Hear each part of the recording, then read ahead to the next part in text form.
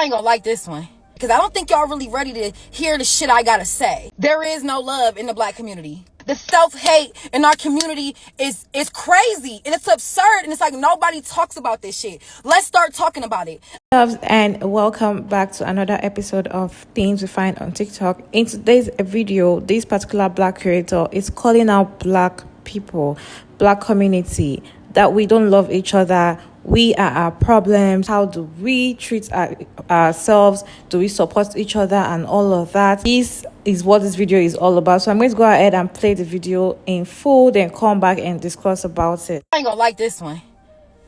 I've only ever had issues with other black cops. I've had more issues with black cops than I've ever had with a white cop. I've had more issues with other black men and women than I ever had with a white man or a white woman. This is why I don't like talking about race on my platform, because I don't think y'all really ready to hear the shit I gotta say.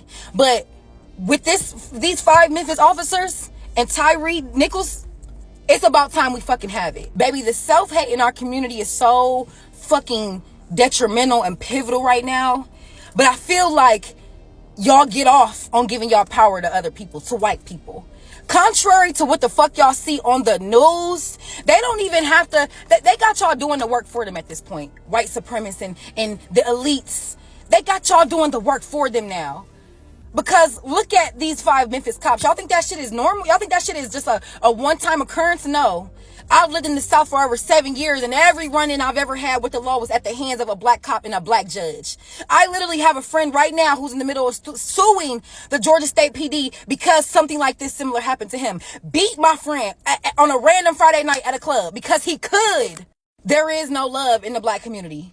There is no love. Look at our culture, down to the music we listen to. You rappers, you male rappers, y'all get on these tracks and y'all promote violence towards each other and you think it's gangster. No, it's giving self-hate. It's giving coon. And it's giving capper, because y'all don't even really be doing that shit in real life. You get on these tracks talking about being in the hood, doing all this shooting, but you live in a gated community. You don't leave your house without 5 or 6 people around you. You're a capper. You don't drop bodies, you drop hobbies. Y'all get a little bit of money and the first thing y'all want to do is align y'allself with whiteness. Now you're rocking these luxury brands that don't give a fuck about you. You're too good to rock a tail fleazy. You're too good to support your own. You can't tag the girl who did your makeup from your hometown. You can't tag the small business, but all day y'all on these apps rapping Gucci, Louis, and Prada. It's such a lack mindset. You think supporting your own, you think by supporting me is going to take something from you. You think by giving me my flowers or somebody else their flowers is going to take something from you. The self-hate in our community is crazy and it's absurd, and it's like nobody talks about this shit. Let's start talking about it. I feel like there's enough white creators who do a really good job at educating their own. When we going to start doing that shit for ourselves? Because I feel like we are the only community that does not look out for one another.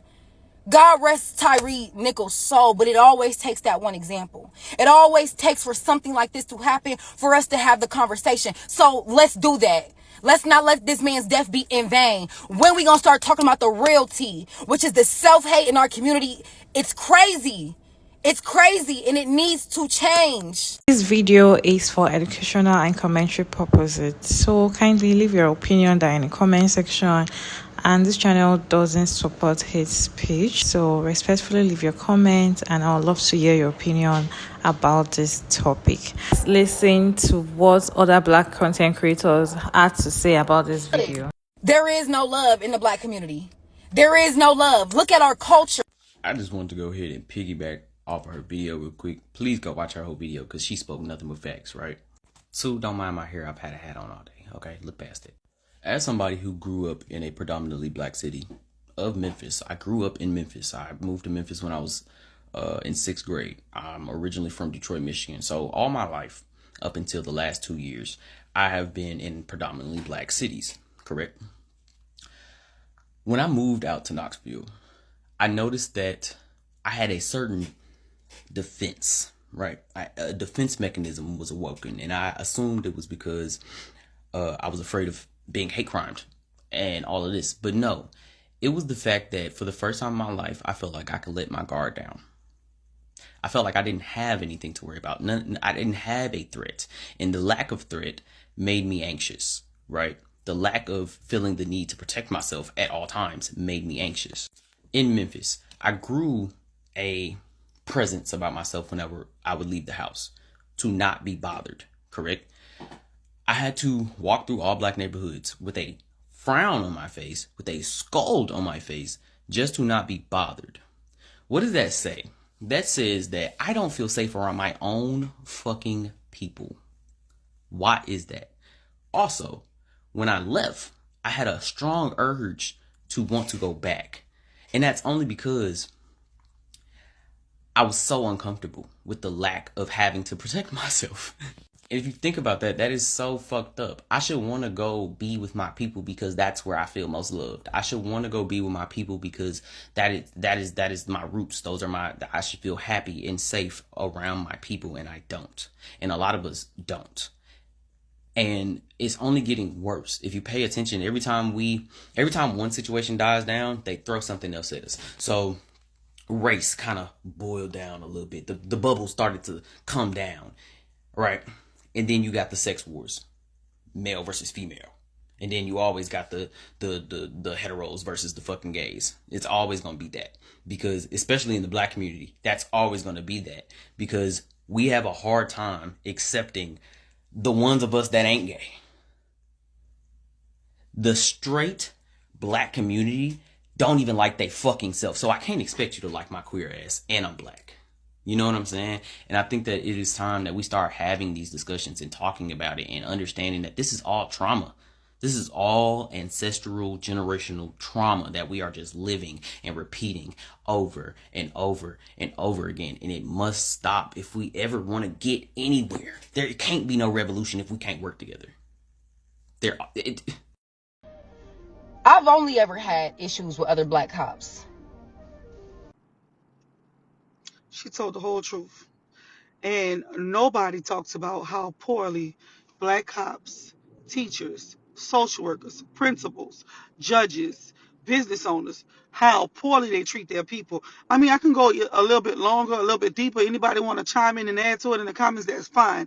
But we have very toxic mindsets in our community. And a lot of times with status and material wealth, things like that, where you stay at, where you work at, how much money you make, sometimes it blinds those people from knowing that they're also a part of the problem in our community. When you lose touch in how to help people, you have not healed. You have not made it. You are not doing anything. I don't give a damn where you stay at, where you work, or how much money you make. If you're on the other extreme end, you are a part of the problem, like these goddamn cops. They throw their own people away and they're a problem. I'm glad we're talking about it. So like this one. I've only ever had issues with other black cops. Shout outs to you, because the last half of what you were saying was correct. But you missed the point, and this is the problem. You see how you said you've only had bad issues with black cops.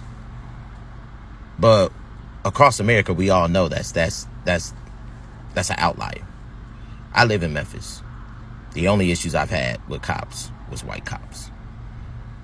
One so bad that getting off of work, they didn't believe that I was a store manager for the store I was at, and I was picking up my kids, and pulled me and my assistant manager over, who was also black. And my kids were in the back seat. They asked us what they always ask black people: you got any guns and drugs on you? No. Get me out the car. Step out. All type of harassment. You're correct about aligning. You're correct about the self-hate. You're correct about pushing the agenda. But what do you think you're doing right now?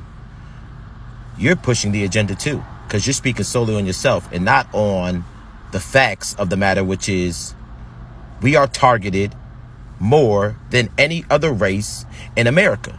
It's facts.